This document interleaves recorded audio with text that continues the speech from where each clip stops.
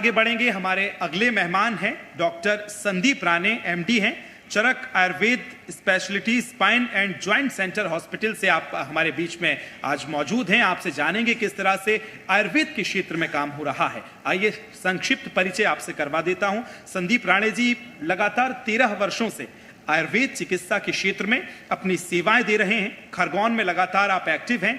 विशेषज्ञता आपकी न्यूरो में है। स्पाइन एंड जॉइंट से जुड़े सभी रोग जैसे माइग्रेन, सर्वाइकल और इसके साथ ही अतिरिक्त जो बीमारियां हैं उनका लगातार आप इलाज कर रहे हैं, चिकित्सक हैं और निमाड़ गौरव सम्मान जैसे कई सम्मान भी आपको मिले हैं। आपसे हम जानेंगे आयुर्वेद के क्षेत्र में किस तरह से काम हो रहा है।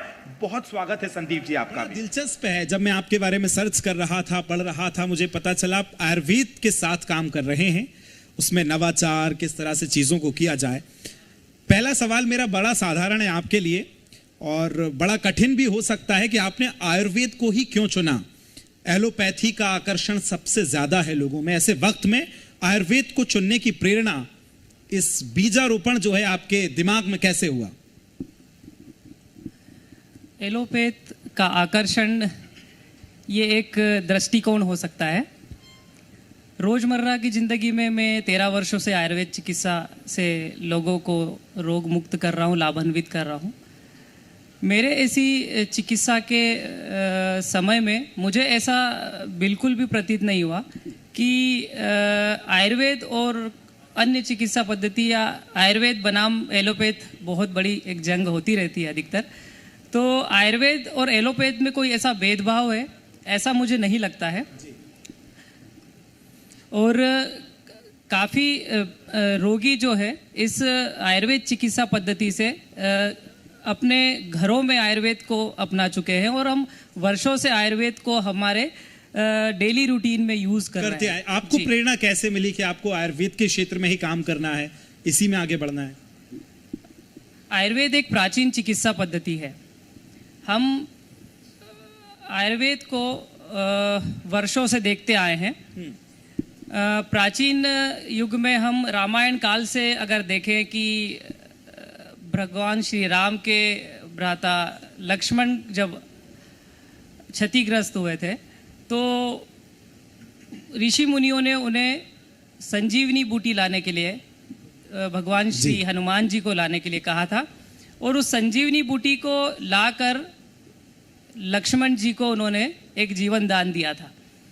और देखा जाए तो आयुर्वेद को हम एक प्राचीन समय से देखते आए हैं और हम हमारे ही देश में इस प्राचीन चिकित्सा पद्धति जिसका इतिहास करोड़ों वर्ष पुराना है, जब धरती में और कोई चिकित्सा पद्धति थी ये किसी को नहीं पता है, इसीलिए हमने आयुर्वेद को देखते आए हैं और हम आयुर्वेद को अपने देश में आगे बढ़ाने के लिए कैसे प्रयास कर सके, आयुर्वेद को हम हमारे देश में कैसे और अग्रसर कर सके। क्योंकि हम भारत देश से बाहर अगर देखें तो बहुत सारे देशों में आयुर्वेद को अपनाया जा रहा है, आयुर्वेद चिकित्सा प्रणाली उसकी लाइफस्टाइल को अपनाया जा रहा है। तो क्यों ना हम हमारे ही देश के होके हमारी चिकित्सा पद्धति को क्यों ना आगे बढ़ाएं। तो इस कड़ी में मैं आयुर्वेद के एक चिकित्सा व्यवसाय में आया और गुरुओं के आशीर्वाद से आयुर्वेद को बहुत अच्छे से जाना, सीखा और लोगों को हम आयुर्वेद का जिक्र करते हैं तो कई तरह की भ्रांतियां हैं। लगातार एक जो मैसेजेस चले आते हैं कि बड़ा वक्त लगता है और बहुत जल्दी का ज़माना है, ऐसे में ठीक भी जल्दी होना है, बीमारियों से उभरना भी जल्दी है। ऐसी भ्रांतियों को कैसे देखते हैं संदीप जी? आपने अच्छा सवाल करा क्योंकि आयुर्वेद में बहुत सारी ऐसी भ्रांतियां हैं। सबसे पहली भ्रांति है कि आयुर्वेद बहुत स्लो काम करता है। ऐसा नहीं है कि आयुर्वेद बहुत स्लो काम करता है। हर रोग की अपनी एक दशा होती है, हर रोग की एक गंभीरता होती है। रोगी हर चिकित्सक के पास किस गंभीरता से आता है उस रोग को देख के ही उसकी चिकित्सा की जाती है। अगर रोगी उस इतनी गंभीरता को लेकर नहीं आएगा तो रोग निश्चित ही बहुत जल्दी ठीक हो जाएगा।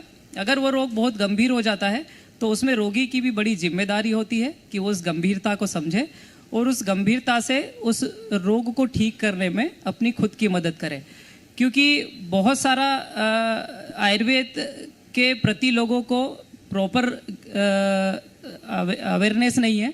कुछ ऐसे पेशेंट, और मैक्सिमम आपने भी कभी ना कभी तो ये खोजा ही होगा आयुर्वेद को गूगल पे और यूट्यूब पे, और उसके ट्रीटमेंट को लेकर कि मेरे कॉन्स्टिपेशन को मैं कैसे ठीक करूँ, मेरे चेहरे के ग्लो को क्या करूँ, या आर्थराइटिस के लिए क्या करूँ, और ऐसे कुछ ना कुछ चीज़ों में वो खुद गूगल या यूट्यूब से अपनी ट्रीटमेंट लेना शुरू करता है। और उस ट्रीटमेंट में लेने से उसे बहुत सारे रोगों के दुष्परिणाम भी मिल सकते हैं, रोगों में सफलता नहीं मिले ये भी हो सकती है।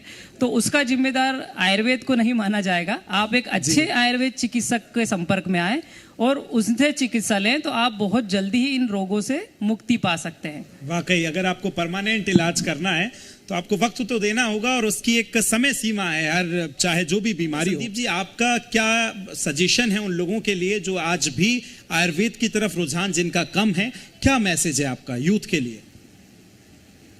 सबसे पहले आयुर्वेद को आप समझें।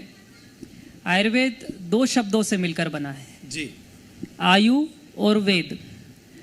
आयु का मतलब होता है हमारा जीवन, और वेद का मतलब होता है एक ज्ञान या एक साइंस।